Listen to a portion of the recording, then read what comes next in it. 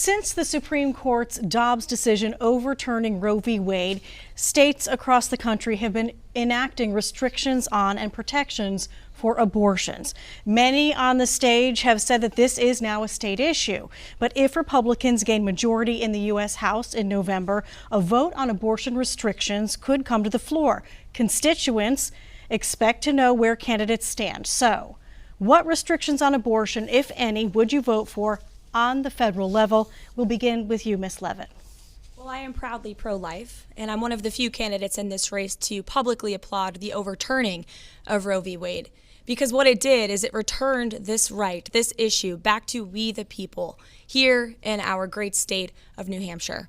Now, in our recent budget, as everyone at home watching knows, we passed a 24-week ban on abortion.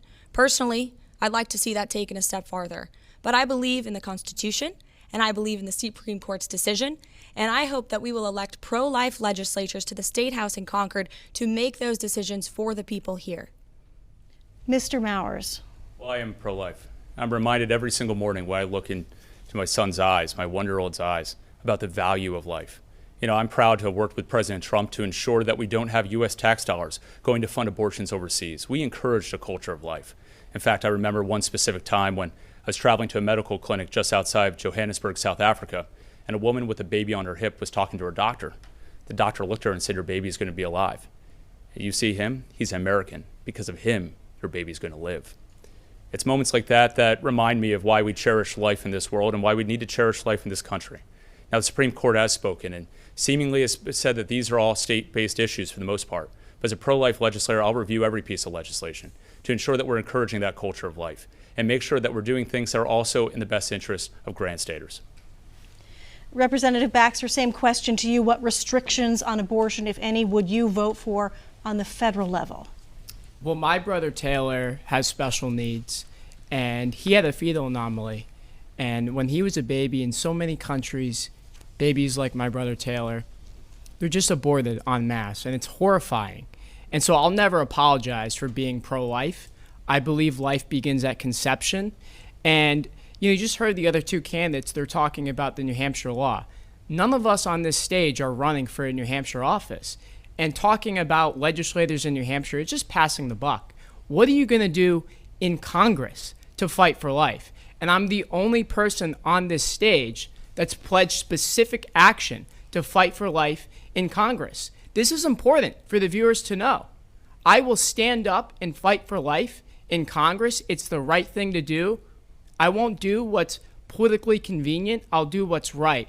And seeing babies being murdered in the womb is wrong. And that's why I will fight for life in Congress. Ms. Huff-Brown. Well, I'm the only one here who's given birth. I shared a very personal story with people because I want them to know exactly where I stand. I went into labor with my daughter at 20 weeks. And when I got to the emergency room in the hospital, the doctor said to me, "Your life or your baby's life? Which do we save?" I chose life. I will always choose life. But the government didn't make that decision for me. I made that choice. I made that choice. And I will tell you, the voters of New Hampshire will always know where I stand on everything. I'm not afraid of any subject. I'm not afraid of any topic. I will go head on into anyone and they will know exactly where I stand. They may not agree with me, and that's fine. But the bottom line is that I support the New Hampshire law. I do not believe in third trimester abortion. I will not support federal funding for abortion. I will not support foreign aid being used for abortion. And Councilor Prescott. Thank you very much. I want to just say that Kurt Welper just recently is a representative of the state of New Hampshire's House, and he just endorsed me. He's very pro-life. I am pro-life. I'm bringing together that coalition.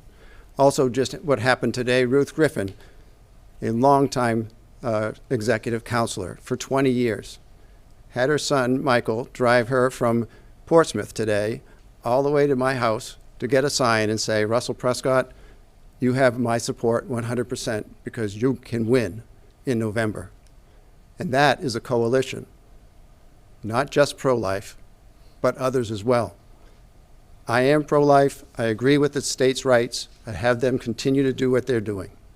But I also want to point out that this election is going to take place in November. For the best person to win against Chris Pappas, it's me. For 5 elections straight, I ran positive campaigns, no negative campaigning. And I made sure that I won 5 times in a row and did not have the problems of negative campaigning to dog me on my way out. That's time.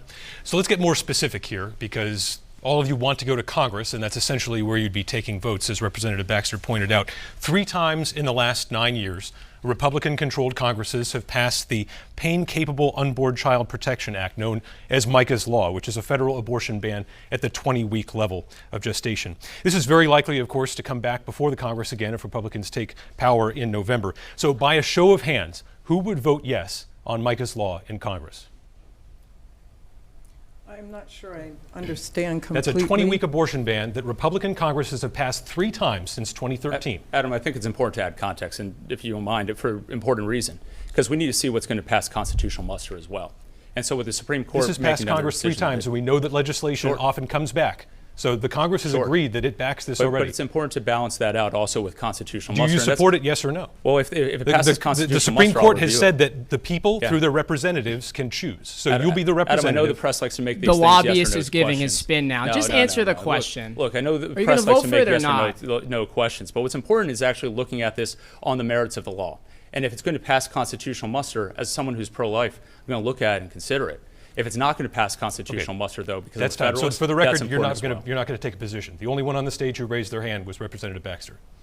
Okay. Yeah, and let me add something for a sec. Everyone's talking about the New Hampshire law and different things that they say. Caroline ran around for 12 months saying she's 100% pro-life, and on a dime she flipped. She's not going to vote pro-life in Congress. Gail has said she was pro-choice and pro-life.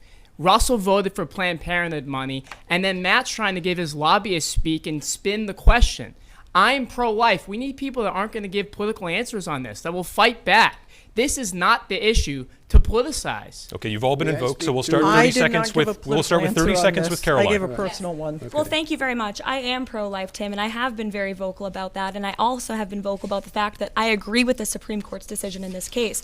I'm also the only candidate in this race that has been publicly calling out Chris Pappas and the Democrats for their egregious lies on this issue. They are saying that every woman in this state is going to have our health and our safety and our rights threatened because of the Supreme Court's decision. That's absolutely not true. This ensures we have a greater voice at the state and local level. I will always champion life. I've had the privilege of That's touring time. pregnancy centers in this district, and we need to ensure a culture of life for young women across the state who feel threatened by the Democrats' disgusting messaging. Gail, 30 seconds.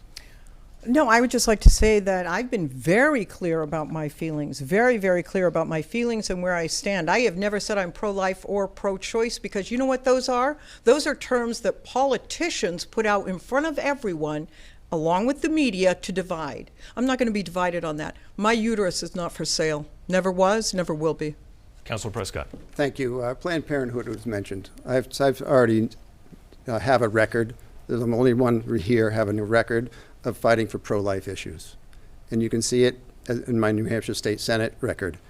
I'll also answer any question about that to any questionnaires. I'm the only person that has answered questionnaires.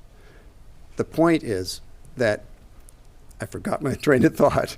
The point is that we need to stop being divisive in this stage and in this arena. Negative campaigning is not what's going to draw us together and win against Chris Pappas. That's my vision. That's what I've done for 10 years straight, 5 years in being All right, elected Councilor, by that's independents. time.